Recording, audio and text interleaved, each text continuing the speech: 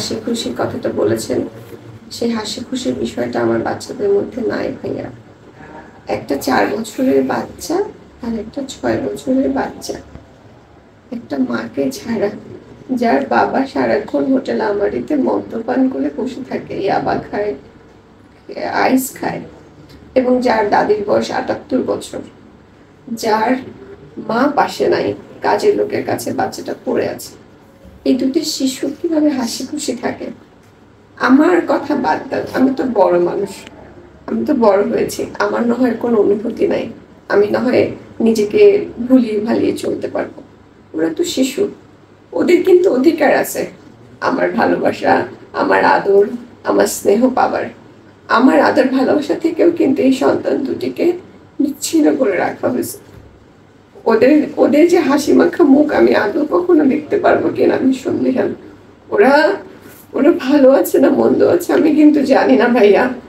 আমি শুধু এইটুকুই বুঝতে চাচ্ছিলাম, ওদের সাথে সাক্ষাৎ এই কারণেই করতে চাচ্ছিলাম যে আমার বাচ্চাগুলো বেঁচে আছে, ওরা ঠিক আছে কিনা।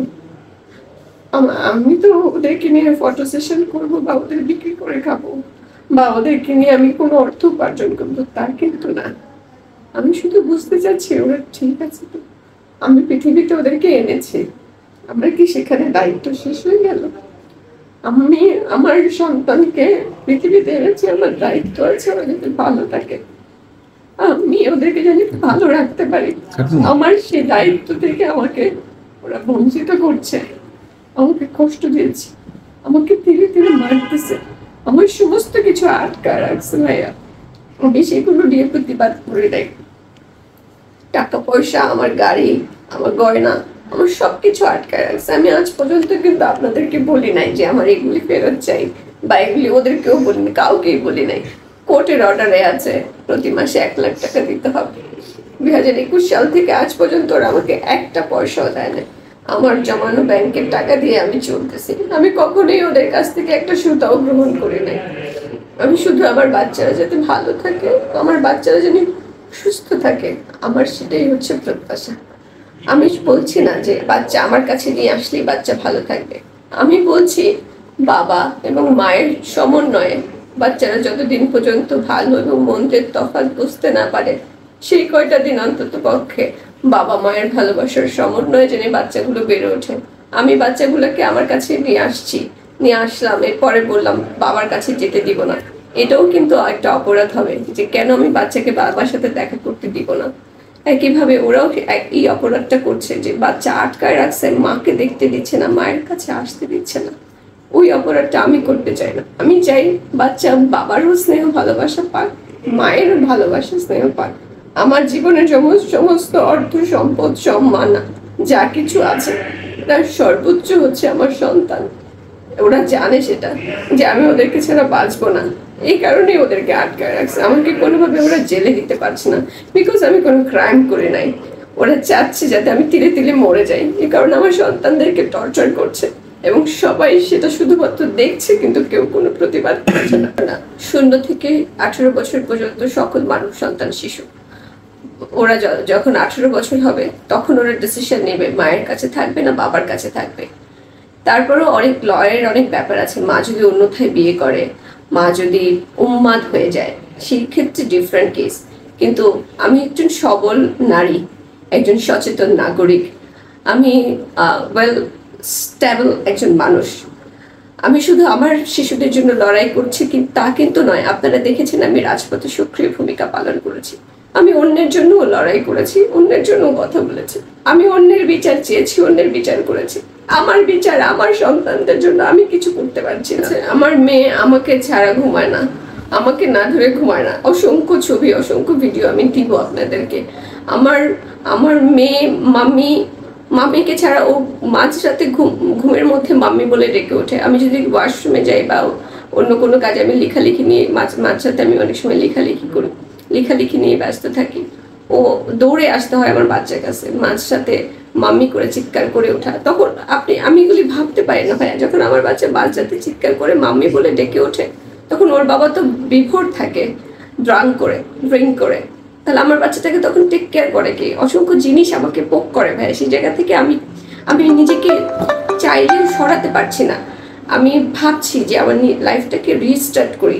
সবাই বলছে, আমার বন্ধু বান্ধব, আমার আমার যারা আছে সহযোদ্ধা, আমার যত আত্মীয় স্বজন সবাই বলছে নীলা অনেক হয়েছে, 2021 সালে তোমার ডিভোর্স হয়েছে, you have to restart your life, but I can not do that, I can't. আমি পারছি না আমি আমার লাইফটাকে রিস্টার্ট করতে। আমি চেষ্টা করছি আমার জীবনটাকে আমি যাতে রিস্টার্ট করতে পারি বাচ্চাদেরকে ছাড়া, কিন্তু বাচ্চাদেরকে ছাড়া আমি এক মুহূর্ত বাঁচতে পারছি না। আমি কিভাবে আমার জীবনটাকে রিস্টার্ট করবো? ওরা এটা জানে। বাধা আমার বাধা না এটা, আমি আমার সন্তানদেরকে লালন পালন করে ওদেরকে একটা মানুষ বানাতে চাই। আমার সন্তানরা এখন মাত্র 4 বছর 6 বছরের বাচ্চা, এদেরকে ফেলে রেখে আমি আমার জীবনকে কিভাবে রিস্টার্ট করব বলেন? মানে কিভাবে রিওপেন করবে? এটা তো সব মা, শুধু আমার ক্ষেত্রে না, প্রত্যেকটা মায়ের ক্ষেত্রেই এটা। কিন্তু আমার সাথে ঘটনাটা ঘটতেছে বিকজ আমি ওদেরকে বুঝিয়ে ফেলছি, বা ওরা বুঝে ফেলছে যে আমার বাচ্চা ছাড়া আমার আর কোনো গতি নেই, বাচ্চাই হচ্ছে আমার একমাত্র সম্বল। তো সেই জায়গা থেকে ওরা আমাকে ব্ল্যাকমেল করছে। সেই কথাগুলো জানার আগে আরো কিছু কথা বলি। এগুলি বলা ঠিক না, মারিন বড় হলে যখন এগুলি জানবে ও কষ্ট পেতে পারে। মারিন ভালো নাই, ওর সামনে অনেকগুলো ঘটনা ঘটেছে। প্রথমত আমাকে যখন কারাগারে দিয়েছে, when I am 35 weeks pregnant, আমার ছোট বাচ্চাটা কিন্তু কারাগারে জন্মগ্রহণ করেছে। এই জিনিসটা মাইরিনের সামনে ঘটেছে। এরপরে যখন আমি কারাগার থেকে বেরিয়েছি, তখন এই মাইরিনকেই আমি বারবার মাইরিন এই কারণেই করি, ওর বয়স তখন 2.5 বছর। ওকে আটকে রেখেছে, ওকে 5 নম্বর বাসায় আটকে রেখেছে। যখন আমি 5 নম্বর বাসায় যেতাম তখন ওকে নিয়ে বিভিন্ন রিসোর্টে চলে যেত এই মেয়েটা সহ। তখন ওই মাইরিনের সামনেই মোয়াজ ড্রিঙ্ক করা থেকে শুরু করে অনেক রকমের অনৈতিক কাজ মেয়েদের সাথে করতো, যেটা মাইরিনের সামনে। এবং যখন মাইরিন অনেক সময় স্বাভাবিকভাবে একটা রুমের মধ্যে যখন এগুলি হয়, বাচ্চা একটা বাধা হয়ে দাঁড়ায়। বাচ্চা যাতে কেন ঘুমাচ্ছে না, যেন ওকে ঘুমের ওষুধ খাওয়ানো হতো, প্যানাডিন 1 বোতল খাওয়াই দিয়েছে। এরপরে মারিনকে মেরেছে। মারিন এগুলি নিজে নিজেই ওর দাদার কাছে বলেছে যে, এবং সেটা ওর দাদা আবার ভিডিও করেছে যে দাদা আমাকে না ওই চশমা পরা আঙ্কেলটা মেরেছে। কেন মেরেছে? কারণ মাইরিনের সামনে এগুলি হচ্ছে, মাইরিন তখন দেখতেছে মাইরিনের একটা বাধাগ্রস্ত হচ্ছে মাইরিনের কারণে। তো ও এগুলির কারণে মাইরিন মেন্টালি ডিস্টার্ব হয়ে গেছে। অ্যান্ড আমি যখন হাইকোর্টে রিট করে বাচ্চাটাকে আমার কাছে ফিরে পাই, তখন মারিনকে আমি এই অবস্থা দেখে, যে মারিনকে আমি রেখে কারাগারে গেছি সেই মারিনের সাথে এই মারিনের কোনো মিল নাই। দেন আমি ওকে ডক্টর এহসান হাবিব ইবনে সিনাতে বসেন, উনি ঢাকা মেডিকেলের চাইল্ড বিভাগের প্রধান। আপনারা ওনার কাছ থেকেও চাইলে জানতে পারেন, আমি সব বলে দিচ্ছি। ওনার কাছে আমি মারিনকে নিয়ে যাই। উনি মোয়াজেরও ডাক্তার ছিলেন। মোয়াজ যেহেতু বায়োপোলার মুড ডিসঅর্ডারের পেশেন্ট, উনি মোয়াজেরও ডাক্তার ছিলেন এবং উম্মেহানির যে শ্বশুর দিদার সাহেব তার বন্ধু, ওনারা একসাথে পড়াশোনা করেছে। তো ওই ডাক্তারের কাছে যাই, উনি ডায়াগনোসিস করে মাইরিন হাইপার। তো তখন নর্মাল ছিল, ফার্স্ট স্টেজে ছিল মাইরিন হাইপার বাচ্চা। তো ওকে ভালো সময় দিতে হবে। ও এই এত ছোট বয়সে, 2.5 বছর বয়সে, এখন ওকে কোনো সাইকিয়াট্রিক ওষুধ দেওয়া যাবে না, কিন্তু ওকে ভালো পরিবেশ দিতে হবে। তো আমি আমার মতো করে বাচ্চাকে স্কুলে ভর্তি করি। স্কুলে ওকে ভর্তি করতে চায় না কোনো স্কুল। টাইনি টোর্সে যে কোনোভাবে বুঝিয়ে টুঝিয়ে হেডকোয়ার্টারে এখানে সেখানে কথা টথা বলে আমি মাইরিনকে স্কুলে ভর্তি করতে সক্ষম হই। তখন হাসান আরিফ মাইরিনকে স্কুলে ভর্তি করতে দিতে চান নাই। আমি আমার নিজের টাকা দিয়ে মাইরিনকে তখন স্কুলে ভর্তি করি, প্রায় 3 লাখ টাকার মতো। এরপরে মাইরিন স্কুলের মধ্যে অন্য সব বাচ্চাদের সাথে মিলতে পারছিল না, অন্য বাচ্চাদেরকে মারছিল, অন্য বাচ্চাদের সাথে ওর যে উঠা বসাটা সেটা প্রপার হচ্ছিল না, স্কুল থেকে কমপ্লেন আসে। দেন আমি মারিনকে নিয়ে ডক্টর হেলাল উদ্দিন আহমেদ, উনি গ্রিন লাইফ হসপিটালে বসে, উনি হচ্ছে বাংলাদেশে যে মানসিক হসপিটাল যেটা, সেই জায়গার চাইল্ড বিভাগের উনিও হচ্ছেন অ্যাসোসিয়েট প্রফেসর। তার কাছে যাই, ডক্টর হেলাল উদ্দিন আহমেদ ডায়াগনোসিস করে মারিন ADHD। তো ADHD বাচ্চা ও মারিনকে তখন স্কুল থেকে হাফ করে দেয়, মানে ওর সময় 3 ঘন্টা ক্লাস করে, সেখান থেকে ও 1.5 ঘন্টা ক্লাস করতে পারে। তো তখন আমি ওর অ্যাক্টিভিটিস বাড়িয়ে দিই। ওকে আমি গ্রুম স্কুলে ভর্তি করি, গ্রুমিং করাই, ওকে বিহেভিয়ার শেখানোর জন্য নিজে তো করাই, স্কুলে ভর্তি করি যাতে অন্যান্য বাচ্চাদের সাথে মিশে অকুপাইড হয়ে ওর ব্রেন জানি অকুপাইড থাকে, সে কারণে ওকে গ্রুমিং স্কুলে পড়াই।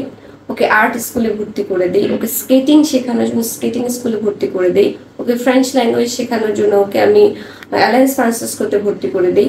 যাতে বাচ্চাটাকে বিজি থাকে। আর আমি বাচ্চাকে নিয়ে সারাক্ষণ যেহেতু এগুলি করতাম, বাচ্চাকে নিয়ে স্কুলে যাওয়া, ওই কোচিংয়ে যাওয়া, এখানে যাওয়া সেখানে যাওয়া, আমার সময়টাও কেটে যেত। মারিনকে এভাবে করে আমি একটা পর্যায়ে যে ওকে আমি একদম নর্মাল একটা বাচ্চা করে ফেললাম, এবং স্কুলে এসে প্রপার রেগুলার যাওয়া শুরু করলো, এবং অন্য বাচ্চাদের সাথে তার আর কোনো সমস্যা নেই। একটা নর্মাল বাচ্চাতে আমি বাচ্চাটাকে রূপান্তরিত করতে সক্ষম হই আল্লাহর অশেষ রহমতে। ছোট বাচ্চাটাকে একইভাবে আমি 2.5 বছর বয়সী ছোট বাচ্চাটাকেও আমি স্কুলে ভর্তি করে দিই, ওকেও আর্ট স্কুলে ভর্তি করে দিই। ওকে স্কেটিংয়ে দিই না, জাস্ট আর্ট স্কুলে যায়, কোচিংয়ে যায়, আর স্কুল টাইনি টর্সে যায়। এই বাচ্চাটার আবার মাইরেনের চাইতে একটু হালকা, ও এত কিছু যেহেতু দেখেনি, খুবই ছোট, ওর জীবনটা নর্মাল। তো এই হচ্ছে এভাবে করে চলতে থাকি। কিন্তু বাচ্চাগুলো কিন্তু নিয়ে আমি এককভাবে কখনোই থাকতে পারিনি। হাসানাইফ থাকতেন দোতলায়, আমি থাকতাম 3 তলায়। আমি কখনোই বাচ্চাদেরকে নিয়ে একা বের হতে পারিনি। সবসময় হাসানাইফের লোকজন আমাদের সঙ্গে থাকতেন, যেখানে যাই বাচ্চাদেরকে ওই ওনার লোকজন দ্বারা যেতে হতো। এমনকি আমার মায়ের বাসাও আমি কখনো বাচ্চাদেরকে নিয়ে যেতে পারিনি।